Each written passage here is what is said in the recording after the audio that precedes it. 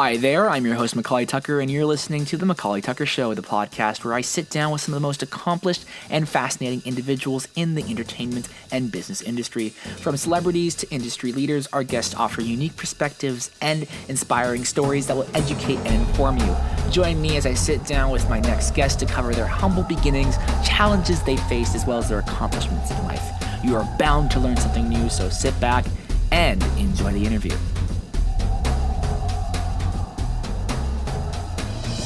Hey everybody, thank you so much for listening to another episode of the McAuley Tucker Show. Today I'm sitting down with an amazing guest, Powfu. Powfu is a major inspiration, and we're also speaking with his father, who is part of a band called Faber Drive. And today we're just going to be sitting down and talking to these great people, so enjoy the show.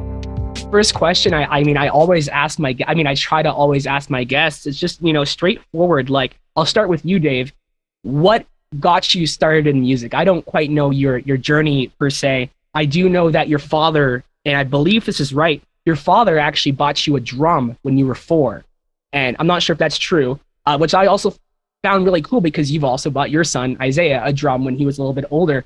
I wanted to kind of hear about music. What really pulled you into this field of work? So I was 16 when my dad bought me a drum set. And he basically told me, I'll buy you this drum set if you practice every day. And if you only play Christian music. And I said yes. And but it took him a while to actually buy it because he didn't see that I was practicing enough. And I had, pots and pans. The same story as so many kids that start out on drums, banging in the basement. And then he ended up paying $1,000 for the drum set. And back in the 90s, that was a lot of money, especially for our family, because 7 kids in the family. He was doing construction. We were low income family. So he bought that. I practiced every day. And then I phoned up my buddy, Colin Friesen, who I remember played guitar in elementary school. And I was like, hey, man, let's start a band. And he said, he's like, sure, man. And I was like, yeah, I want to be a drummer. And he's like, oh, sorry, dude, I already got a drummer. And then I was like, oh, shoot. And so we hung up the phone and I called him back and I was like, I'll do anything. And I'm like, you need any positions in the band filled? He's like, well, we need a singer. And then the rest is history after that. I just started doing bands and, alternative bands, punk rock bands. Throughout the years. First band we had was called Total Jids, which is spelled TOADLJIDS. Second, and that we recorded 2 full-length cassette tapes. Now you know how old I am. And then we went on to another band called Seed, and Seed was around when Isaiah was born. And bought Isaiah his first little drum kit, plastic drum kit when he was 2 years old or something. Yeah. I saw that photo, you shared it with me. I'm like, that's super awesome. I didn't have any instruments. I mean, I did learn a bit of guitar when I was young. I learned Amazing Grace on there. But funny enough, I don't really know any instruments, a little bit of piano here and there. But I found both your stories really fascinating. And just, you were able to, practice the drums and, were able to work on that. Kind of going with you, Isaiah, same thing. I know when you were younger, you kind of had all these big dreams. You still are really interested in soccer. And you did a lot of soccer. I know you actually won a medal. You won a medal for your soccer. I believe it was a soccer player of the year for whatever team that you were on. And so, it shows that you were very interested in that. What I found kind of cool was you actually created a list of things that you wanted to do. And, a few things you wanted to, when you were younger, you wanted to have you wanted to pet an alligator, get a pig. One thing I thought was really funny was eat a whole box of Twinkies. That was on your whole checklist there. Even play FIFA, watch soccer, dribble a ball, all at the same time, but not music. I didn't really see music on that list. And so I wanted to kind of ask you, what got you started in music? What really interests you? You were raised in a family of, musicians. Was this kind of what helped you want to pursue this as a career? Yeah, I don't know why it wasn't on that list because I feel like I was always interested in music. Basically, I didn't really like music growing up because I was kind of forced to play the drum. Well, not forced, but Well, I guess so. I had to like practice the drums and guitar like or just drums every day. And then I kind of hated it because it kind of became like a chore. And then I learned a little bit of guitar, but I didn't really care about them. And then it wasn't until I started using my grandparents' computer, and I found out about GarageBand, and I started playing around with it one day. And then I had a lot of fun like making beats on there and stuff, and just like trying to make little stupid songs. And then I got my own laptop eventually, and I started just like doing it a bit more and taking it more serious. And then in grade 12 is when I heard about SoundCloud, and that's when I got really addicted. And I just started like posting my music, and yeah, that's about it. Yeah, that's actually kind of how I discovered you, was through SoundCloud. And kind of similar story. Like same here. Like I started using GarageBand when I was a kid too, and I was fool around on there. And gradually over time, I was able to afford my own computer, which I'm using now. And I was able to get involved with FL Studio. I'm a big fan of old school hip hop. You got records. I don't even know what this is, but I've got this old record sitting here. Mrs. Mills Nonstop Honky Tonk Party. I don't even know what that is, but I got a bunch of records from my grandma's brother, who unfortunately passed away. But it's just really cool hearing your story with music and GarageBand. Going back to you, Dave, with this band, what were some of the fun adventures that you went on with all the bands that you've been a part of? I guess one that comes to mind that you can kind of share. Oh man, there's so many fun adventures. I remember being like 16 in my first band. I was talking about Total Jids. We did 2 cassette tapes, and we had a concert. It was called Concert in the Park in Mission, hometown of Mission, BC, there, Canada. And we were doing a concert.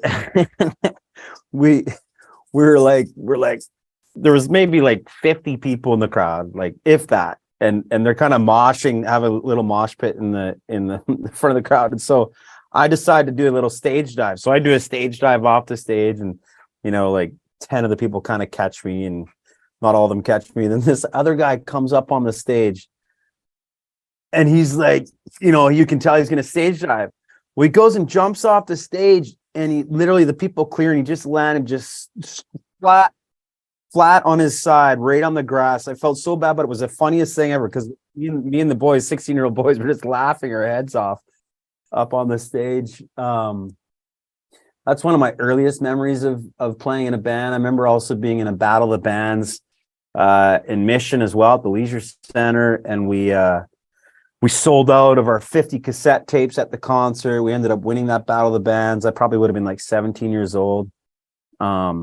And that was really encouraging. It was a big rush. But there's so many ups and downs in the music industry. I even, at one point, I actually quit right before Powfu kind of started taking off, because I just wasn't able to pay the bills, and I went bankrupt. And that's like, 7 or 8 years ago. And wife with 4 kids, and I didn't want to lose my wife and 4 kids. And I was like, I have to go to work. I have to do something that I'm good at. And, I knew I was decent at music, but I was frustrated at that point in time with the music industry, with music on a whole.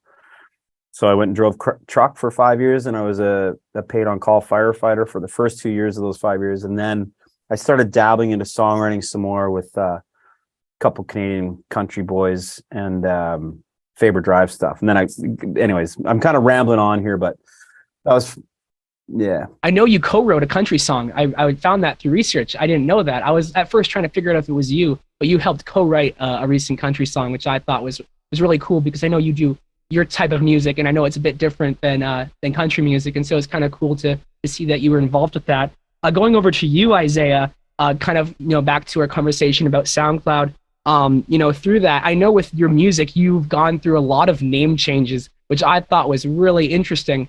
Because I know a lot of people like sticking with their name. I know you went with did a song, I'm a Geek. I think that was a song that you did that I came across, which I thought was really cool, because that was like rap. That was rap that isn't really like the stuff that you're doing now. And then one artist you went under, which I didn't know about, was an artist named called Zay Fine, and he did a song called Coffee Shop.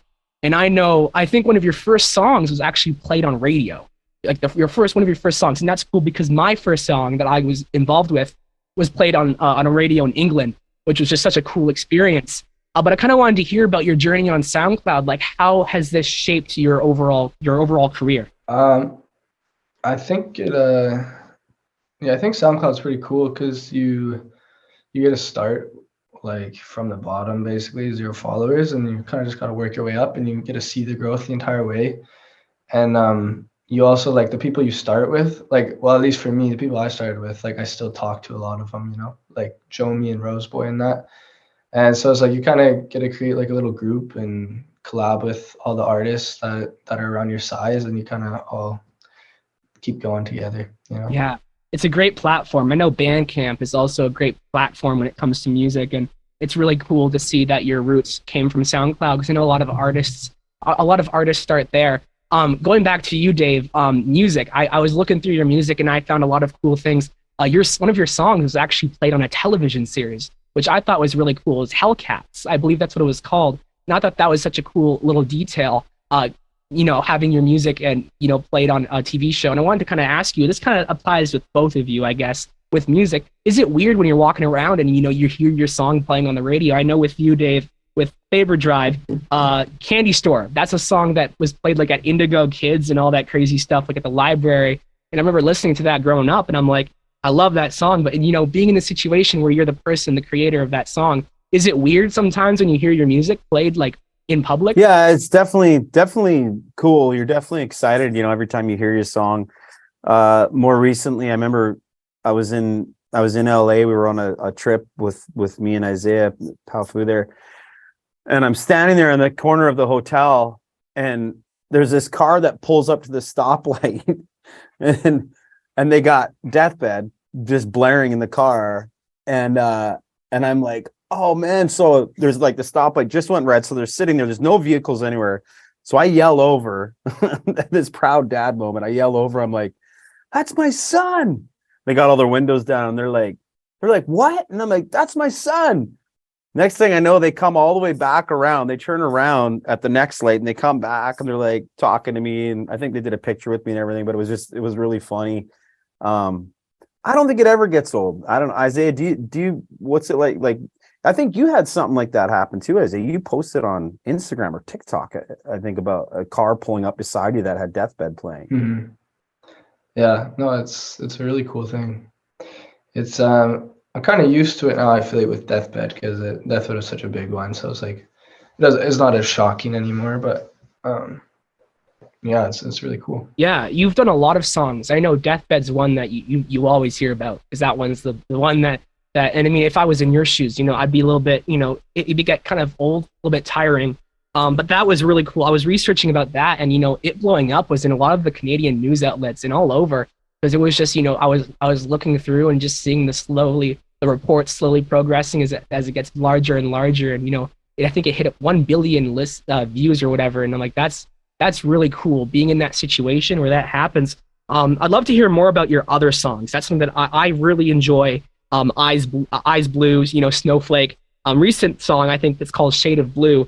Those ones I just really enjoy. And of course, the song that introduced Me to You was a song that you did with Johnny Duquesne, I believe, back in 2018. I think it's called Letter to the Rich. That one was super cool because that's one of your, from my understanding, one of your only explicitly biblical, I guess, songs that you talk a lot about God in that song, and that one was just really cool. Can you share with me some of your personal favorite songs? Because me as an artist, I have my own songs that I enjoy more than others that people enjoy. And it, people say, oh, I love this song, but I'm like, I'm not really a big fan of that one. I like this, but love to hear from you. What songs are near and dear to your heart that many really don't think the same? Yeah. I don't know. I feel like I've made so many songs now that, like, I feel like every song you make, there's kind of something special about it to yourself because you made it, and you obviously had to have some inspiration to make a song or whatever. Recently though, I mean, Castle by the Sea is really cool because, like, I wrote that one for my wife as like a surprise for her, and I played it for her at our wedding, and so that was really cool because, like, that one had a lot of meaning behind it. But yeah, like, I don't know, even on my new album, I feel like, yeah, I don't know, I feel like every song is kind of special in a different way. Yeah. To me, at least. Yeah, and that's very important to have that in mind. Every song is valuable, no matter how short or long it is. Going back to you, Dave, with this music, you're very successful. You're, being played on the radio. What kind of challenges did you face with this, success over the years, and how were you able to, get past these challenges? That's a good question. There's definitely a lot of challenges in the music industry. It can be quite political. So if you're not really good at like people skills, then it can get difficult.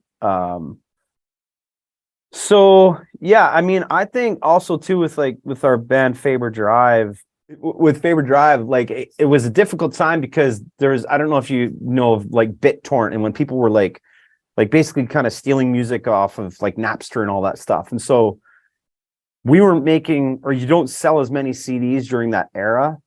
But I mean, there's other bands, Nickelback did really good during that time. There's a lot of bands that did really good. I just think we were like a mid-level band. And so when you're mid-level, you're not necessarily a priority for the record label, but you're also not necessarily bottom of the barrel. So it's kind of like just having a wife and kids at home, trying to stay grounded. I was raised as a Christian, and like by no means do I put myself in a pedestal in any way. I've made many mistakes in my life. I've, got tons of sins and tons of regrets, and but yeah, it can be challenging, and then even I guess the other side of it is too, is the songwriting side, is like knowing or learning, what kind of songs connect with people, and still staying true to who you are in writing those songs. And that's kind of what I love about country music so much nowadays, is like, to me, a lot of the country I listen to is kind of like what I'm about. Like, I like going hunting. I like driving trucks. I like hanging out with my buddies. I love my wife and my kids. That's what I love about country music. It just talks about like down to earth things for me. It's not about going to the bar and right? Like, so that's kind of what attracts me about country. Yeah, there's lots of challenges. I'd say songwriting, having a family at home, wife and kids at home, trying to pay bills, trying to make it.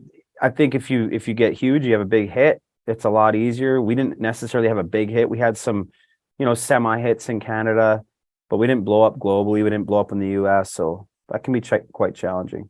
Hence why I went bankrupt at one point. Yeah, I definitely can understand where you come from on that. There's a lot of challenges one can face in music, building a community, growing an audience. I know for you, Isaiah, you've been able to grow a very, very big community, even outside of Canada, which I thought was pretty cool.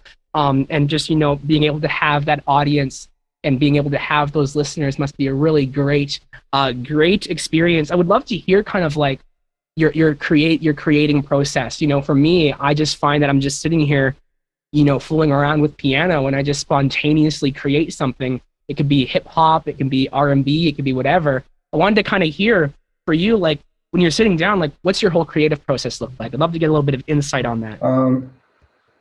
Yeah, I always start with like with instruments first. I I never start with lyrics or like, yeah, I never start with lyrics or vocals. It's always like I'll either make something on guitar that I like, or I'll come across a beat that I like the sound of, and then I'll try to come up with melodies to it. And if I come up with a melody I like to the beat I like, then I write lyrics, and that's kind of like the last part for me. I know for your music, it's evolved a lot, and I wanted to kind of ask you because I'd love to kind of hear your thoughts on this. But I know when you were a lot younger, you did a lot of like rapping kind of things like that. And nowadays, it's kind of evolved into something that, I mean, from what I've heard, it's a little bit different. Would you ever kind of consider to release something that is just like, is rapping, like kind of like your old stuff? Or do you think you're going to kind of stay on this path where you do the music that you're doing now? Are you ever open to like experiment with some new types of genres? I'm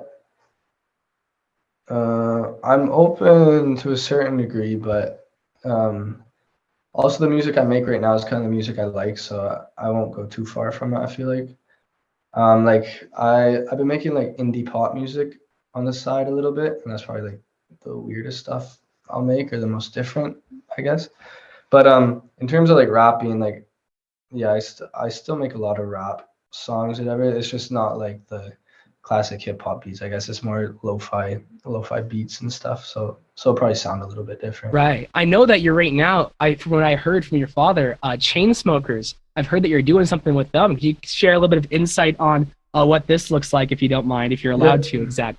Yeah, I made a song with my brother-in-law.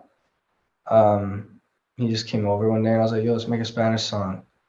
And then we made a Spanish song like pretty quickly. And I was like, this actually sounds kind of good. And we kind of just did it for fun. I didn't think we'd actually make something good. But then it sounded pretty good. So then I showed the label, and then the label showed a bunch of people, I guess. And then Chainsmokers heard it. And then they reached out to me and wanted to work on it with me. So yeah. That's awesome. That sounds like such a cool experience. I know some other artists that you've worked with. On Snowflake, you worked with Jaden Smith, I believe. That's a pretty cool song. And I was listening through that a bit ago. I'm like, oh, that's awesome. I love that. Kind of going back to you, Dave. In research, I thought this was super cool. You toured with Simple Plan, and I recently found out that they're actually a Canadian band too. And they did that, that big song. I forget the name of it. But what was that? Yeah. What was it like working with them and, going on tour with them with another Canadian band like yourself, working with them?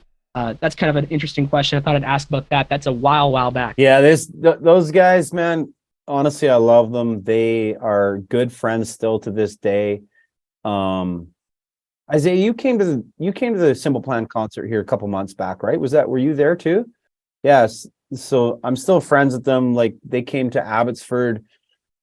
I think it was like November or December last year, and they got the lead singer Pierre, and the band got us a bunch. I think they got us like 10 tickets, and me and Powfu went with a bunch of friends. We took a party bus.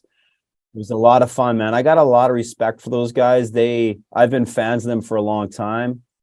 I love the pop punk. I love the classic pop punk style. Live, they're incredible. They put on a great show. They have massive crowds that come out. They're huge all over the world. It seems like they're, bigger in like South America and Europe and Asia, even sometimes than they are in North America. But it was a lot of fun touring with them. But I've done even some more songwriting with Pierre on the side, and Chuck. And Chuck and Pierre actually helped co-write a Faber Drive song called Too Little Too Late. Yeah, and there's even talk, hopefully we can do something with Powfu and Pierre and me down the road. But yeah, they're great guys, man. Really great guys, really hard workers. Amazing. I have nothing but good things to say about them. That's awesome. Yeah, I wanted to ask about that because that looked like a really fun experience. I know you both do a lot of charitable work. I know charity is really close to both of you guys' heart, especially you, Isaiah. I know you guys went out to, I believe, correct me if I'm wrong, the Philippines.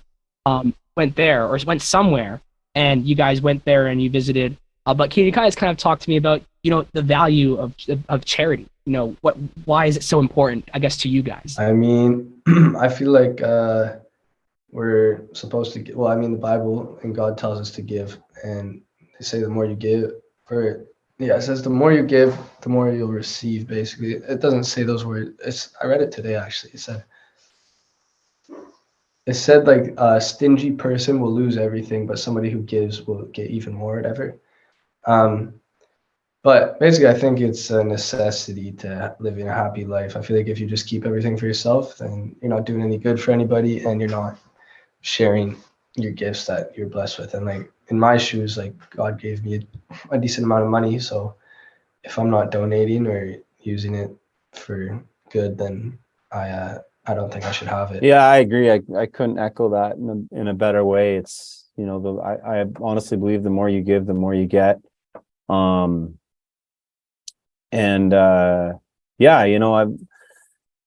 I've been blessed my entire life. Even though I like I said, this is the third time I'm saying, even though I went bankrupt, I still was richer than some of the richest people I know, because I still had, my family and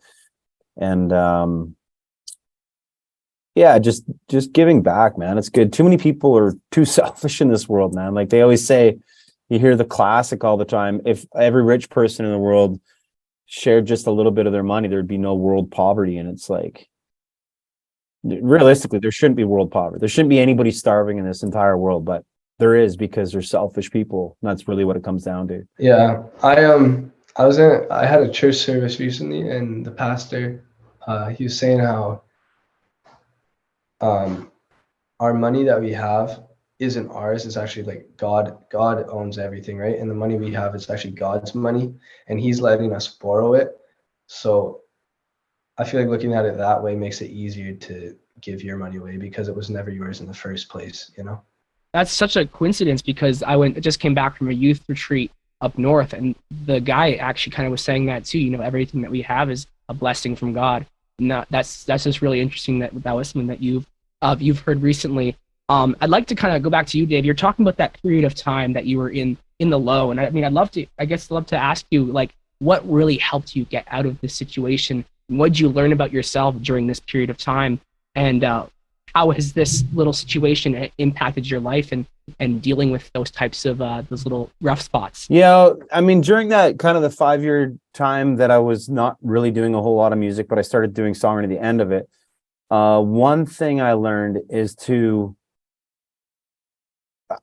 One thing I learned, I can't say I learned it perfectly, because I still do get stressed out. But one thing I did learn a lot, it was like, don't get stressed out. Like, trust in God, no matter how hard the situation or how rough the situation is or how dire the situation seems. Like, and I just feel like God always pulls through in one way or another. Like, when we were gonna buy a house, we had like no money, and then we were just talking what we saw this house that we really liked, and we thought it was beautiful and all this stuff, and we're like, we were all being stressed about it, and it was just like, no, you know what? If God doesn't want us to have it, then we're not going to have it, and it doesn't really matter, because we're still a family, we still love each other. And then we ended up getting the house, and I don't know, and yeah, I felt during that time I learned to trust God more. And yeah, I'm not saying I'm perfect. I'm not trying to say that by any means, but I know that God is perfect, and he's loving, he's forgiving, he's all the good stuff above. And yeah, there's a lot of people in this world that call themselves Christians that I think are the furthest thing from a Christian. It's like, you look back in Jesus' day, the Pharisees, to me, would have been the Christians back in those days, and they were like the most judgmental, most proud, they didn't know God for who God truly was, and Jesus like called them out all the time on their bullshit. And yeah, so that's how I kind of got through, just trusting in God was the biggest thing for me. That's really awesome that you're able to have something that will help you get through those difficult patches. Going over to you, Isaiah. I know you recently got married, and congratulations. That must be really awesome and spectacular. And I wanted to kind of ask you, how has marriage impacted your work, and how have you been able to adapt to these changes? Especially, how do you think this will impact your future in music? It's definitely a little bit harder to make time for music now, because I have a wife that I live with, and we own a house now as well. So there's a lot of other stuff that comes up. So I kind of have less time to work on music. I still work on music though every day, or I try to, and it's nice. Like me and my wife, I feel like we have pretty similar music taste, and I feel like she's also really good at like singing and listening to like she has a really good ear for music. So it's cool that I can walk around the corner and ask her questions and stuff, and get her input on ideas and stuff. And I mean, I have some new stuff to talk about now that I'm married as well, which is cool. So I'll have different things to say, I guess, in my songs as well. That's really awesome. You're able to have some new subjects to tackle in your songs now that you've entered this new walk of life. With music, I wanted to kind of ask you, Isaiah, and it was kind of an interesting question that I was trying to come up with some good questions to ask you, is how would you say your faith has influenced your music and its creation? And even you too, Dave, you can even answer this one as well, because I feel like you might have a few things to say.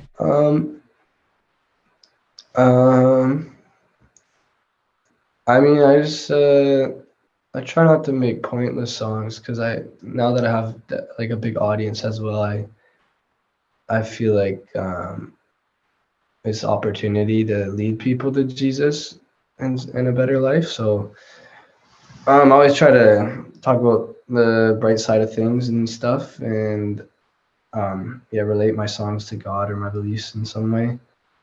But yeah, I'll still make goofy songs every once in a while though. Yeah. That's a good question too. I the songwriting side of things in terms of like my faith, you know, I don't know. I feel like there's some songs that I've written in my life that I kind of regret writing. Not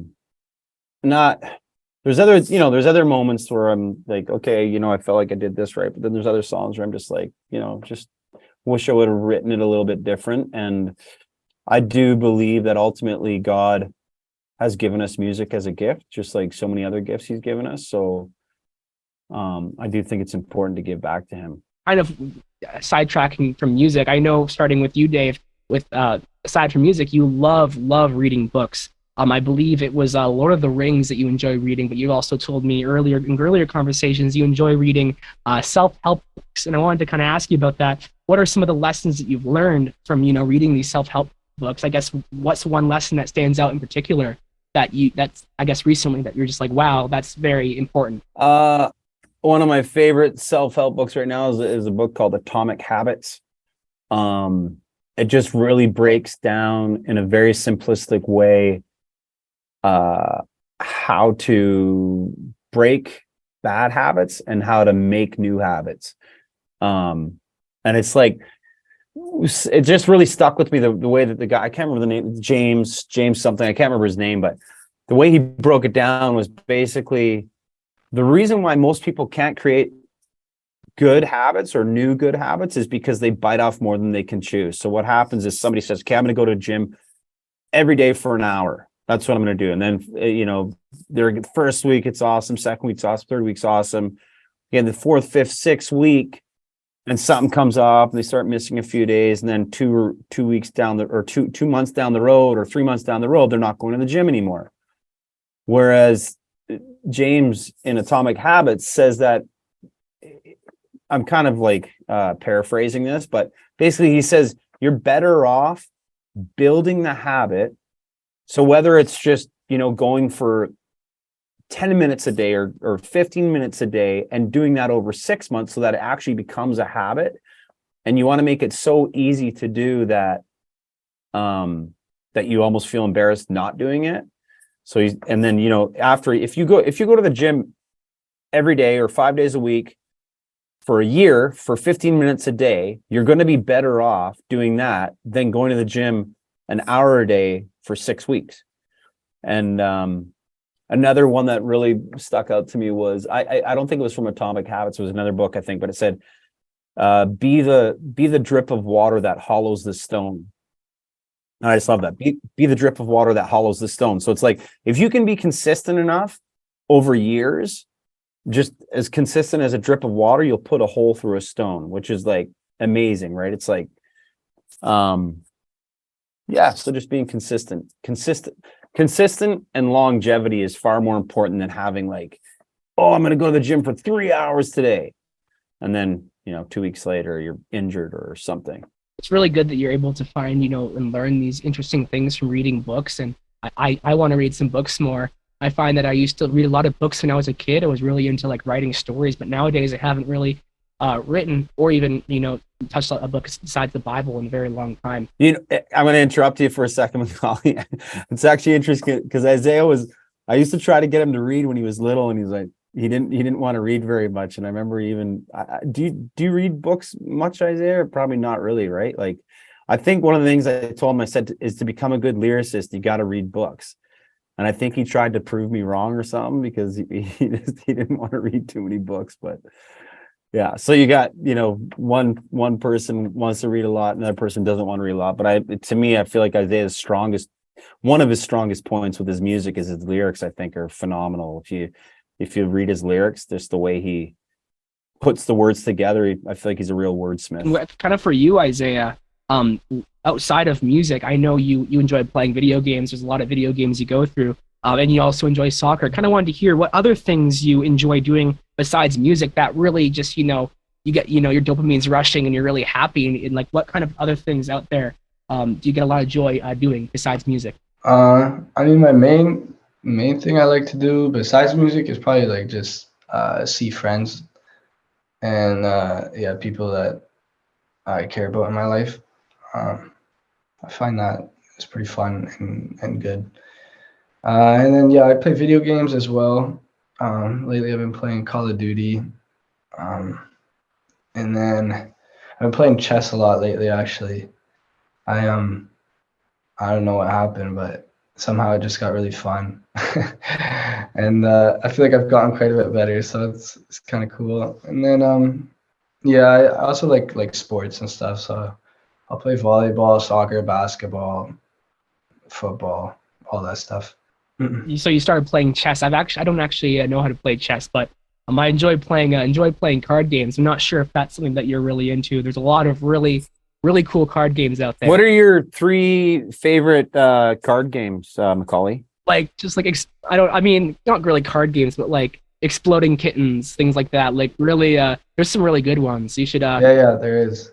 I do like card games as well. Yeah, I'm a big board game guy as well. I really enjoy playing spoons. I mean, that's kind of with cards. You put the cards down and you guys pass the cards around, and then there's spoons in the middle. I'm not sure if you've heard of it, but like if you get matching of like the numbers or something, you go grab a spoon and then everyone goes crazy. And sometimes when you're playing it, people hide the spoons far away, like in the ceiling tile or something, and you have to like run around. We do it around a lot with our youth group. There's a lot of good games. There's a weird game called Throw the Burrito. That one was really weird, but it's like a burrito that you chuck at somebody or something in the game. There's some. Yeah, I think it's called Throw Burrito. Yes, that is the one. Yeah, it's fun, and the burrito's like a soft little hot dog or something, but yeah, that one's really fun. We really enjoy that one too. We play Settlers of Catan as well, Scrabble. Yeah, there's some good ones. There's like one that like has like this rubbery like what's it called? I don't even know, but it's like the stick, and you have to like say something without using a specific word, and if you do it, they'll like hit you with it. There's a lot of really good games out there, but it's really interesting that you're able to find stuff out there that is, that makes you happy, and hang out with friends. That's a big one that you said, Isaiah. And you don't see it, but I've got a board up here with literally like all my friends' names and a lot of my friends' names, my family on there, and I try to make it a habit of like every Monday and Friday just reaching out saying, hey, how can I pray for you, things like that. And it's really good that you're able to spend those moments with your friends, with your family. Kind of going back to the music, what sort of fun things are coming for the future in your music, Isaiah, and maybe even you Dave? What are some fun little hints and sneak peeks you can give on some stuff that you're working on? Yeah, there's a bunch of stuff. I don't know how much I can talk about the sleeping stuff. There's some features that she's got, which really excited about for those. There's another country song that I might have a cut of. I can't say the name, but I will say that it was written with a good friend of mine, Jimmy Thau, and then a couple other people that were involved, and hopefully that comes out. And then, by the time this interview comes out, it'll probably be past the time that Faber Drive will be releasing our first single, or I guess at this time this podcast comes out, it will have already been released. The song's called Never Gone. It's like a country style type song. We love country. All of us have played in country bands, played country covers. Of course, we love pop punk as well. And we love many genres, rock and roll. Worship music is another great music that we love as well. And then lots of stuff on the go, lots of stuff in the oven, lots of good things on the horizon. I got an EP dropping in March, which is pretty cool. I got a single dropping this Friday as well. And then I'm hoping to release I made a bunch of songs on tour, on my last tour I did with House and Snow. So we have like a little EP as well that I think we're going to be releasing soon. And then I also have another indie pop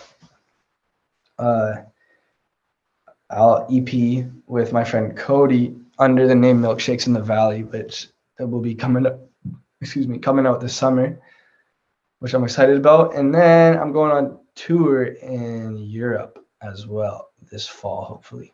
That's really great to hear. It's really great to hear that you guys got some big projects coming. It's really great to see that, your family, all kind of share this one thing, music. I know you guys have a family band called Dutch Blitz, and that must be kind of fun, all working together and working on music. And it's super cool. It's really inspiring to see this in your family. Kind of almost wrapping up, I wanted to ask you this, Isaiah. How has your parents shaped your life, shaped your career in music? I'd love to hear about that. Your mom, your father. How has this shaped how have they raised you in a way to shape your career? I think the biggest thing is probably just, well, they kind of like made me practice it, which I feel like helped a lot in terms of being musical. And then also like the music that they played and listened to when I was growing up probably did a lot as well, in terms of like my dad, like he played quite a bit of punk music. So I feel like my voice kind of sounds on the punk side a little bit. And then listen to a lot of like Taylor Swift and stuff. So like she's really good at like storytelling and all that. Yeah, I'd say that's probably it. Totally forgot to ask you this, Dave, but your son, does music, and was it difficult for you to kind of like get used to this, I guess, the difference, lo-fi, and get used to this genre that your son was doing? Or was it easy for you to say, oh, this is really cool? That's a really good question. In the beginning, I didn't think it was going to blow up like it did, because I was kind of like, oh, this is pretty chill. It's cool. Isaiah's doing this chill style of music. But I do remember too being like the biggest fan of his lyrics in the beginning. Like even for that I'm a Geek song that he did, I remember when he wrote the lyrics, I was like, these lyrics are pretty good. And I think he might have been like 10 or 11 years old at the time. And it was really, really cool, just seeing him. So I think I've always been a fan of his lyrics. And I even remember him showing me Deathbed in the basement and like showing me the lyrics. And then he has other songs too, like the song called When the Hospital Was My Home. That one hit me really hard. My dad passed away of cancer in 95, and he was kind of like our family hero. It's actually his birthday today when we're recording this, February 28th. He would have been 70 something.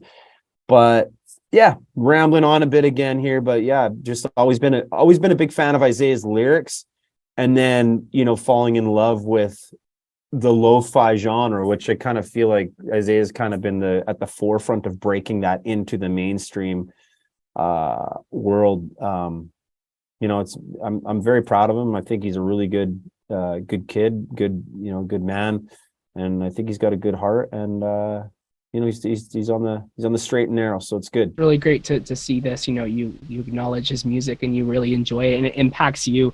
Kind of for you, Isaiah. Well, what do you think of your father's music? Growing up, what do you think of the songs that have been made or are going to be made? I liked a lot of it. I know I got annoyed sometimes because he'd always play the songs he was working on over and over and over, and so I'd be like, oh, turn it off sometimes. But yeah, there's a lot of them I really liked, and then some of them I didn't like. But yeah.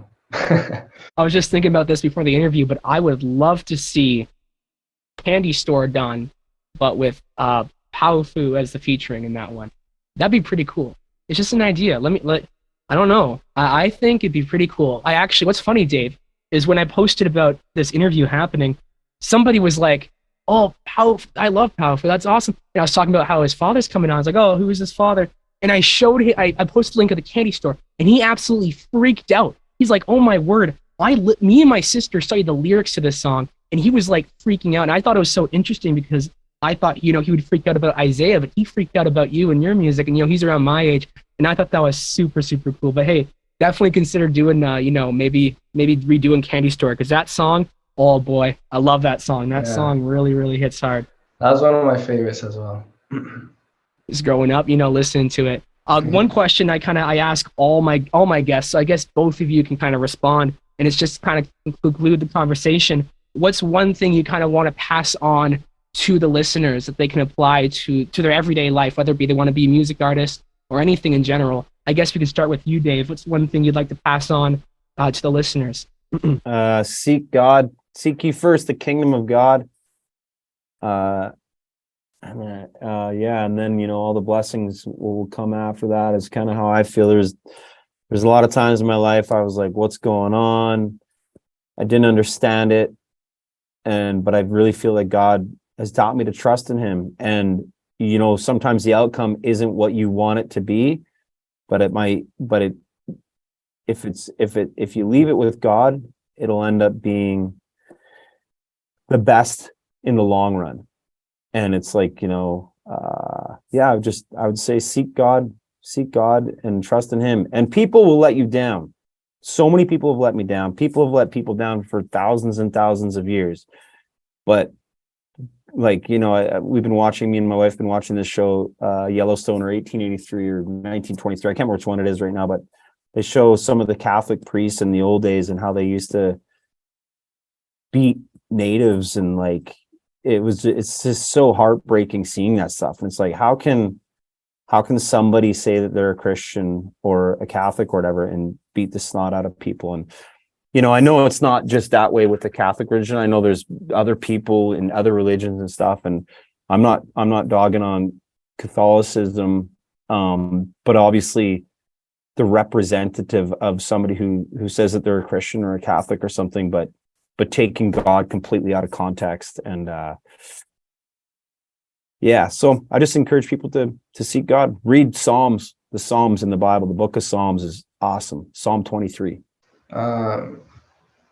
Basically, I feel like a lot of people that